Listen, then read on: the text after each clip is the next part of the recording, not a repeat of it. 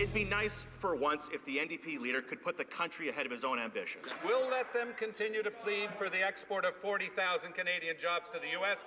We'll stand up for Canadian jobs.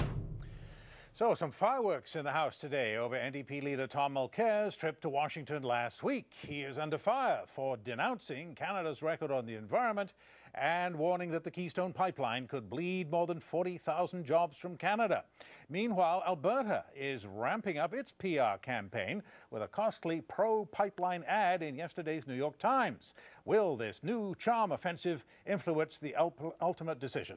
Did Tom Mulcair have any sway in the U.S.? Joining me now is Premier Alison Redford of Alberta. Thanks for coming in, Premier. Good to see you again. I know you have you had a big speech today to the Economic Club, and you came out swinging, if I can put it that way. Fairly hard-hitting remarks, particularly about the opposition leader, whose recent trip to Washington was aimed to kind of counterspin your trip to Washington.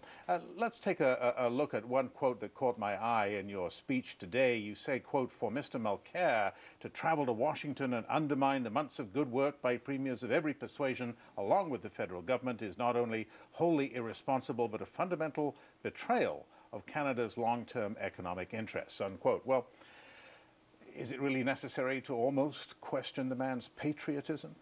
Well, I think that if you're a national leader that's talking about Canada's economic future, it's important to understand that an important part of our future is an energy economy. And, you know, we're very proud of the fact as Canadians that we have a strong record with respect to economic growth, how we work together as provinces to make sure that we're growing our economy and investing in the future. And I think for anyone who purports to be a national leader to go down and really, from my perspective, provide information that isn't factual with respect to some of these projects is really unfortunate. But he takes a different view of the national interest, though, right?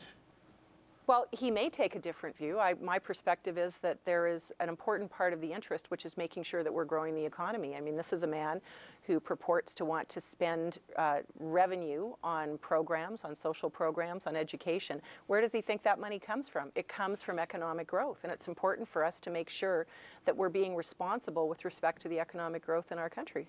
Now, you're fighting a bit of an uphill battle in Washington, obviously. New York Times recently editorialized and against the Keystone pipeline, and you fought back. Here we have looked at my New York Times yesterday, and I see on page 17 underneath an article about dieting, so not the best placement maybe, but here it is, Keystone XL, the choice of reason. This is your government's ad. This is half a page in the New York Times, isn't cheap. It's $30,000 or thereabouts, and in it, again, you're pretty hard-hitting, and here's another quote from your ad. It says, "The State Department has indicated that Keystone XL will not have significant impact on the environment. Yet some still argue Keystone should be decided on emotion rather than science and fact."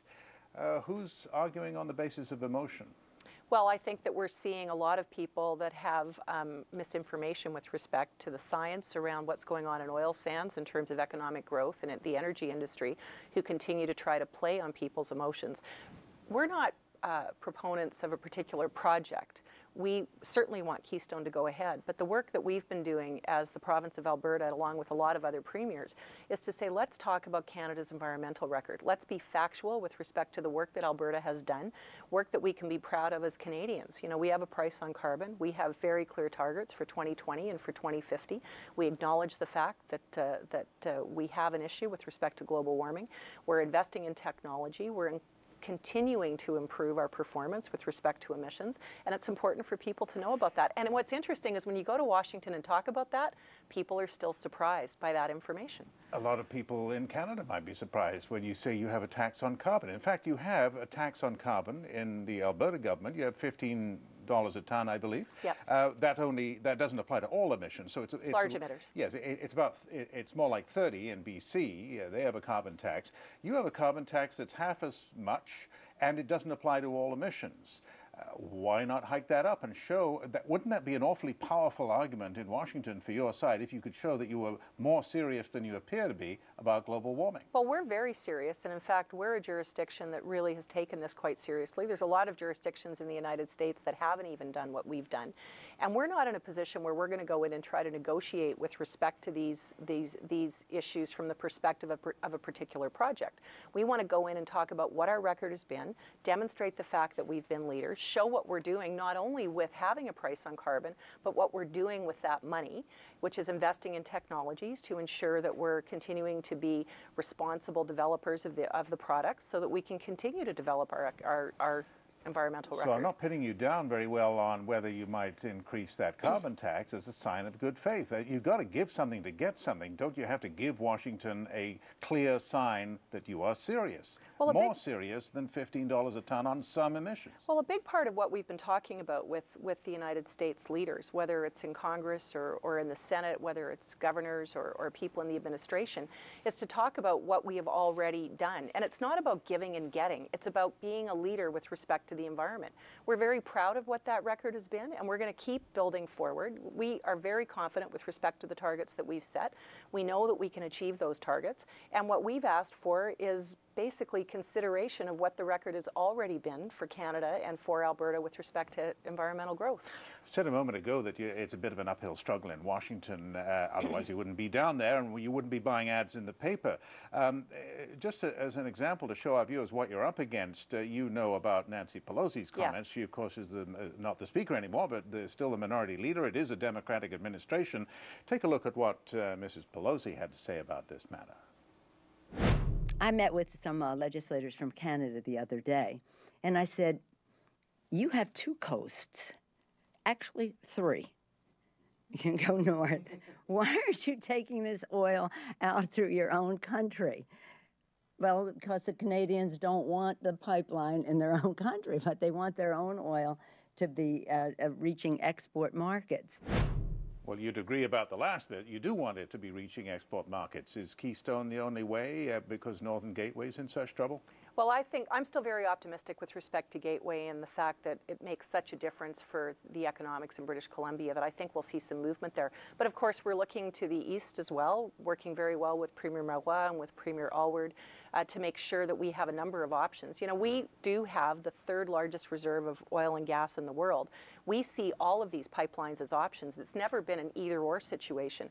You know, we export that resource to the United States not only for export markets in terms of raw product, but to actually feed refineries that were built for the sole purpose of actually refining the product that's pulled out of the ground in Canada, in Alberta. And that product is not being pulled out of the ground right now in the United States. What's being pulled out of the ground in the United States is a light crude, which isn't used in those refineries. It impacts jobs in the United States, in the Midwest, along the Gulf Coast. It's important in terms of understanding that we've always built our energy economy around a connection between Canada and the United States, and it would be unfortunate if that didn't continue. And you said in your ad that it would create 138,000 long-term jobs in the United States. Why not in Canada? I mean, why are you so concerned about creating jobs in the U.S.? Well, we have a lot of jobs in Canada. We certainly have support from our own building trades organizations to ensure that this pipeline goes ahead. We get support from AFL-CIO as well in the United States because we do need jobs in both countries. You know, we have 3.7 million people in Alberta. We see a number of people across the country that can benefit from these jobs. We're very blessed to have this resource, and because of that, right across this country, we do have an incredibly low unemployment rate. So it is about jobs in the United States, it's about jobs in Canada, it's about good paying jobs in both jurisdictions, and it's entirely possible to have both. Federal government wants to talk about jobs. I want to ask you, coming back home, you're here in Ottawa, where the Finance Minister, Mr. Flaherty, is about to deliver another budget. You obviously know that there are going to be some changes to the skills training regime. Are you concerned about possible cuts to EI training? Do you think that is going to affect your province? Well, we expect some change, and we're glad to see some change because we've already started to make some of that change in Alberta. We want to make sure that training that's provided through the Employment Insurance Program program is job-specific skills training that ensures that people that are participating in the program are going to be able to actually achieve the result, which is to get them working again in a way that allows them to participate in the economy and support their families. So from our perspective, we're pleased to see that the federal government is taking a look at existing programs to see how to make them more effective, because at the end of the day, that's the outcome that we want. You think it'll work? I think it will work. You know, I think it's really important to take a look at existing programs to make sure that we've identified the outcomes that we want to achieve, and then see whether or not we're achieving them. I think there's a lot of people that want to make sure that the skills that they're learning are going to be relevant to the economy. It's important for people to be connected. One of the areas that we're doing a lot of work on, and I hope to see some of this in the budget, is support for people that are from the First Nations communities.